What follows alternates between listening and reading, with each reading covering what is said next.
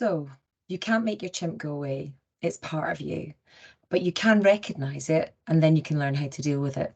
So as weird as it sounds, I have recognized my chimp and I've named her. Her name is Jemima.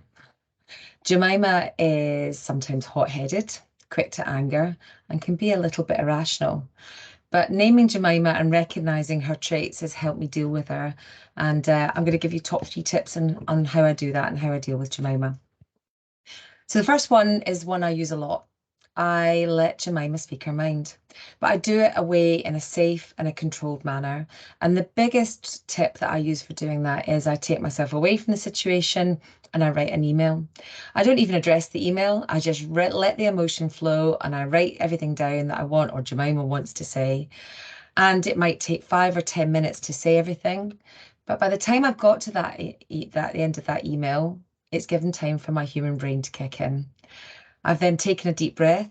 I've quite often gained perspective on the situation, and Jemima's had her say, and we're both ready to delete that email and move on. So that's number 1 top tip for me.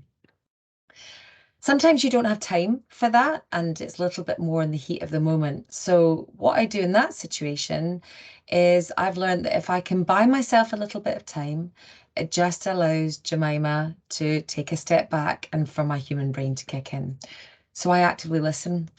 In the middle of a discussion where Jemima wants to kick in, I actively listen. I stop talking. It's not always easy. So Jemima wants to have her say. She wants to come in.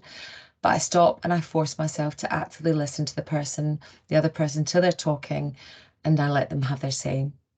And just waiting that couple of minutes, again, buys myself some time to let my human brain kick in and let Jemima just be reassured and calm. And it's much easier for me to come in with a more rational response rather than my chimp response. And the last tip I have for dealing with my chimp works quite well if you've been able to buy yourself and have a little bit of time, is recognizing that sometimes my chimp or Jemima needs a little bit of reassurance. So using logical arguments, telling her that everything is going to be okay and that perhaps things aren't quite as she's seeing them, and there's another explanation, and that it's a much more rational argument or a much more rational way of seeing things. Again, just reassures Jemima, recognizes her concerns, but reassures her. So I hope I've given you some tips about how I deal with my chimp, or Jemima as I call her.